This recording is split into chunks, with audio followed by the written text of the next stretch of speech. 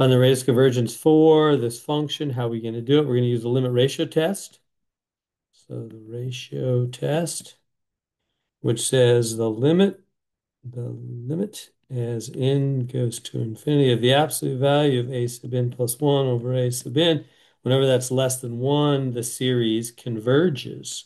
So we'll go, okay, so the limit as n goes to infinity of, so we're going to start with a sub n plus 1 on the top, so that'd be 3x to the n plus 1 over n plus 1. And now we go over, I'm not going to do it, but oh, so that's a sub n on the top. Now a sub n would be down here. Over what? Just a sub n, which is 3x to the n over n. But we don't want a fraction over fraction. Instead, flip that up and multiply by the upside down, right? Because dividing is just upside down multiplying. So I'll just write it right here, times n over 3x to the n. Okay, and there's absolute values on this, and we want it less than 1, so it'll converge. So how do we simplify that? So then we'll go limit and goes to infinity. We're going to rewrite this 3x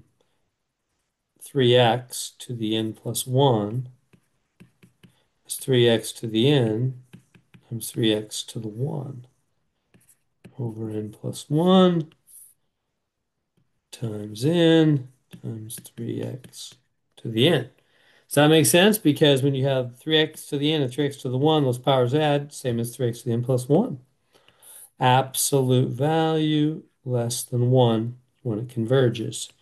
Okay, so limit n goes to infinity.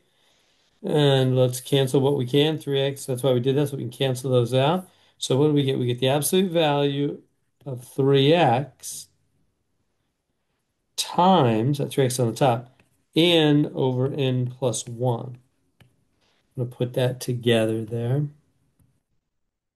So I just put these two guys next to each other.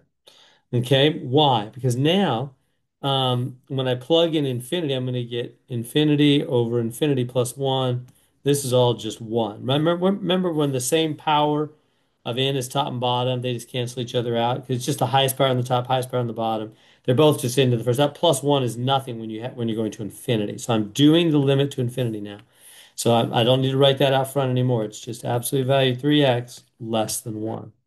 So now last step, solve for x. How do we solve for x? We divide by 3 on both sides.